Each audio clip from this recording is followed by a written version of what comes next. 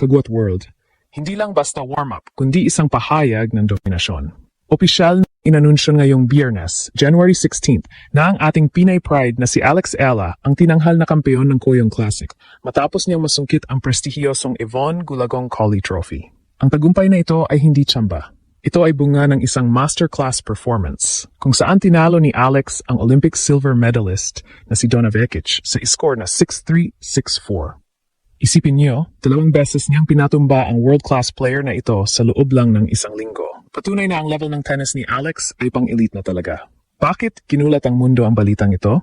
Dahil ang Koyong Classic ay hindi ordinaryong exhibition. Ito ay exclusive by invitation only tournament kung saan ang 4 na piling WTA players lang ang inimbita. Sa pagkakapanalo ni Alex, sumama siya sa listahan ng mga world champions gaya ni Mira Andreeva at Belinda Bencic na nag-uwi na rin ng tropeyong ito. Ayon kay Tournament Director Peter Johnston, si Alex ang amazing young star na bumasag sa eksena at nagdalan matinding enerhiya sa makasaysayang Koyong Lawn Tennis Club. Ang suporta ng Filipino community sa Australia ay tila naging home court advantage para sa ating pambato. Ang momentum na ito ay napakahalaga dahil 2 araw na lang bago ang simula ng Australian Open 2026 main draw.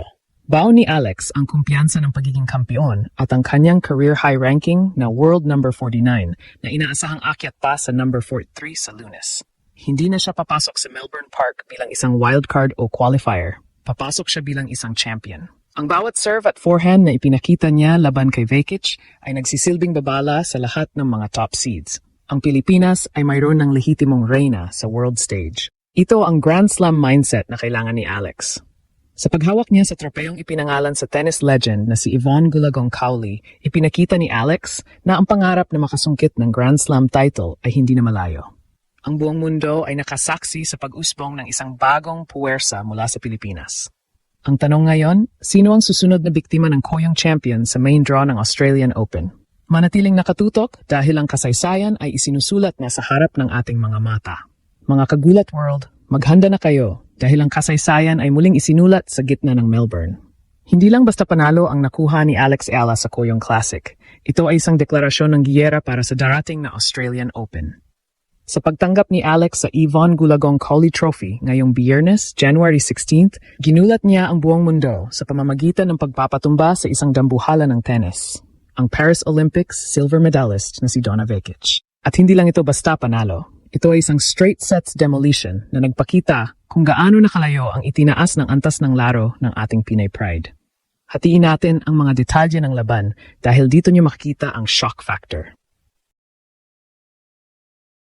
Noong nakaraang linggo sa Auckland, kinailangan pa ni Alex ng 3 madugong sets para talunin si Vekic. Pero sa Koyong, ibang usapan na. Sa loob ng 2 sets na nagtapos sa 6-3, 6-4, dinumina ni Alex ang court. Bagamat naunahan siya ni Vekic sa 1-2 lead sa unang set, hindi nagpadayag ang ating pambato. Bumalik si Alex na may dalang bagsik, nanalo ng 4 na sunod-sunod na games para makuha ang control. Ang kanyang forehand winners ay tila kidlat na hindi nasasabayan ng Croatian veteran. Sa second set, kahit humabol si Vekic, nanatiling matatag si Alex, isang patunay na ang kanyang mental game ay nasa elite level na. Bakit ito napakahalaga? Ang Koyong Classic ay hindi lamang isang exhibition.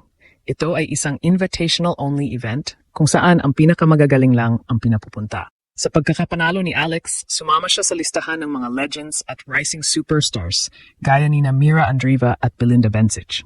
Ayon mismo kay Tournament Director Peter Johnston, si Alex ay isang amazing young star na bumasag sa eksena.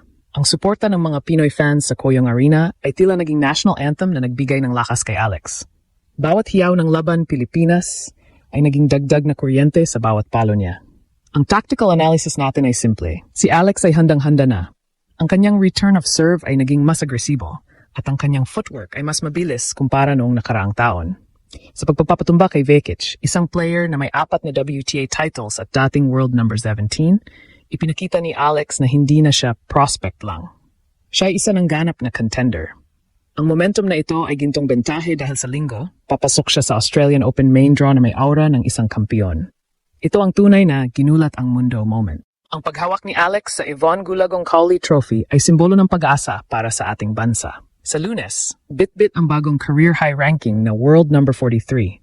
Haharapin ni Alex ang main draw na may takot sa mga mata ng kanyang mga kalaban. Dahil ngayon alam na ng buong mundo, ang bata mula sa Manila ay hindi lang nandito para makisali. Nandito siya para manalo. Kagulat World, ang pagkapanalo ni Alex Ala sa Kooyong Classic ay hindi lang isang simpleng trophy presentation. Ito ang nagsilbing perfect blueprint kung paano niya wawasakin ang pangarap ni Alicia Parks sa Round 1 ng Australian Open. Alam niyo ba kung bakit shocking ang momentum na ito? Dahil sa loob ng isang linggo, 2 beses niyang pinatumba ang isang world-class veteran na si Donna Vekic. Kung kaya mong paamuhin ang bagsik ng isang Olympic silver medalist ng 2 beses, ibig sabihin lang nito, ang iyong laro ay wala na sa level ng isang challenger. Ikaw ay isa na sa mga boss ng court.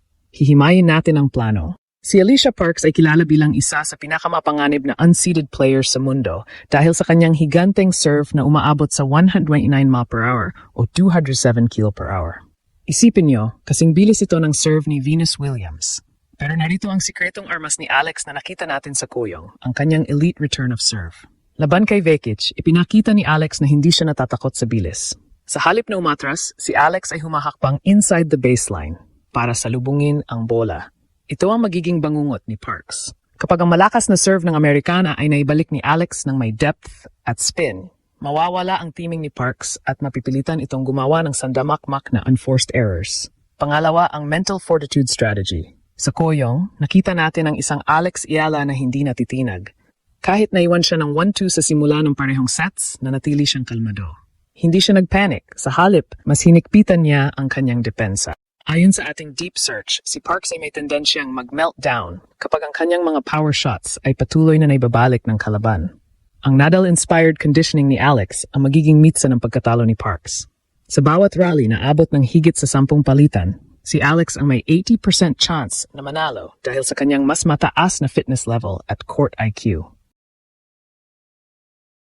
Ang blueprint for greatness ni Alex ay simply, weather the storm and strike back. Hahayaan niyang mapagod si Parks sa pagpalo ng malalakas pero risky shots. Kapag pumasok na ang pagod at frustration sa Amerikana, doon maglalabas ng bagsik ang left-handed forehand ni Alex para tapusin ang laban. Ang suporta ng Pinoy crowd sa Melbourne Park ay magsisilbing extra lang para kay Alex. Sa bawat puntos, mararamdaman ni Parks na hindi lang isang player ang kalaban niya, kundi ang buong sambayan ng Pilipino. Ito ang tunay na ginulat ang mundo scenario. Ang Kooyong win ay hindi lang pampaganda ng resume. Ito ang nagbigay kay Alex ng fearless aura. Sa linggo, January 8th, papasok si Alex sa court hindi bilang isang debutante, kundi bilang isang kampeon na handang pumatay ng higante. Handa na ba kayo? Dahil ang number 100 na si Parks ay baka hindi malaman kung ano ang tumama sa kanya kapag nag-umpisa na ang bagsik ng Filipina Diamond.